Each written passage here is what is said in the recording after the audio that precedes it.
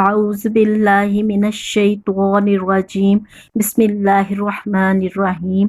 رمضان المبارک کے 8ویں روزے کے اذکار و تسبیحات۔ 8ویں رمضان المبارک کو بعد از نماز فجر سورہ فتح 1 مرتبہ پڑھیں۔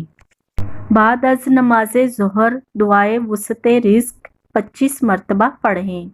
دعائے وسط رزق یہ ہے: اللہم اجعل اوسع رزقک علی عند کبر سنی وانقطاع عمری۔ بعد از نماز عصر پنجم کلمہ استغفار 100 مرتبہ پڑھیں۔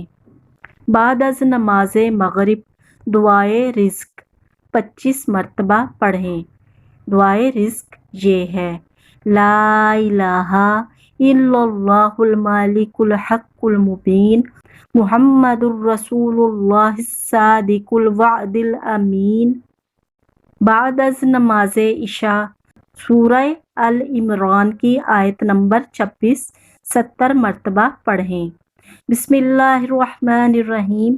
قل اللہم مالک الملک تؤتی الملک من تشاء وتنزع الملک ممن تشاء وتعز من تشاء وتذل من تشاء بیدک الخیر انک علی کل شیء قدیر۔